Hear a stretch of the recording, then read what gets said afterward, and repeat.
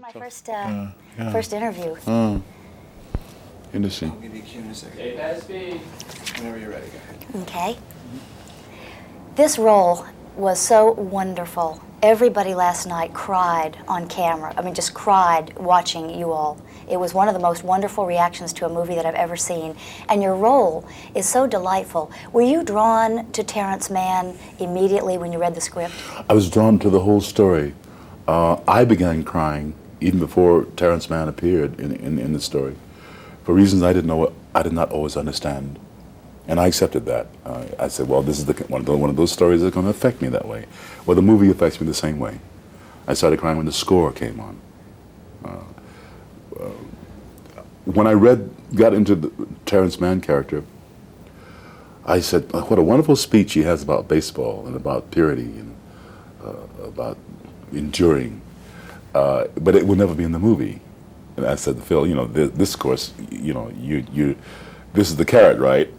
This speech is not going to be in the movie, right? Phil says, "I wrote it and I'm directing it. We're going to try to make the speech work for film."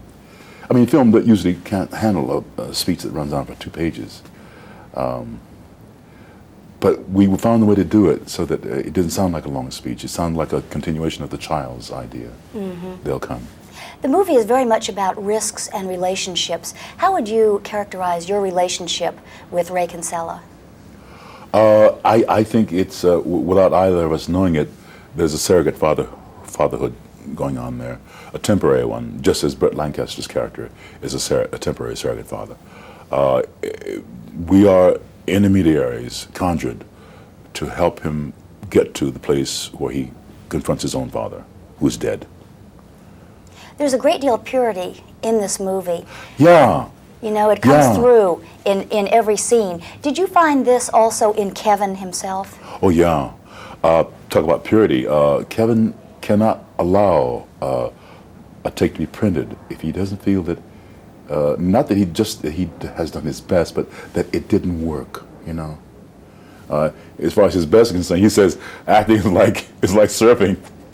The movie making is the wave, and if you're ready, sometimes you catch it, sometimes you don't. Those are the chances you take. You're not always going to do the best you could do, and you can't spend all day trying. You try to hit the surf and try to make it. But he says, but I did notice that when a scene didn't really work, not just his work, but the whole scene, he always knew and would never allow it to be printed. I admire that about him. Why does your character Terrence go off at the end? Oh, he recycled. His mission is accomplished, and so he's plowed back into eternity. I see. Same way the Burt's character is. Yeah. Your credits read like a who's who. Don't they? Yeah. Yes. And some clunkers. Yeah. Well, we won't talk about the clunkers, but how do you think you've managed to be so successful in everything from TV to films to theater? I don't know how to measure success. I think that's something you do. Like with a marriage, you say, well, it was a good marriage only when you're dead. You got to look back at the whole thing, I don't know what success is. I am mainly making a living at a profession that I am very proud to be in and enjoy doing. People have referred to you as the voice. How do you feel about the fact that for certain generations, you're the voice of Darth Vader? In the name of all who stutter, I accept that. Not as flattery, but as a tribute to the power of speech, because I am a stutterer, and the fact that I could do the voice of Darth Vader was a crowning glory, relating to another generation of movie watchers, moviegoers. Do you still have a problem with stuttering? Well, sure. Yeah, you always do. Stutterers simply find a way to work around it. We often sound ponderous and considerate because we're thinking of what can I say that I won't trip on. And there's literally a tripping that happens in the brain energy. Are you pleased with the progress that Hollywood has made in offering blacks roles? I don't know how to assess that. It doesn't really interest me. So I can't say whether I'm pleased or displeased. It is a machinery. It's wonderful machinery. Blind, tunnel vision sometimes. I could criticize it in all kinds of ways, but I care not to. It is what it is, But you have no problem getting roles. Oh, we all do, yeah. But I don't want to add any bitterness that doesn't come to me naturally. I don't need political bitterness, and that's what it would be. That kind of need to go to generate, to agitate.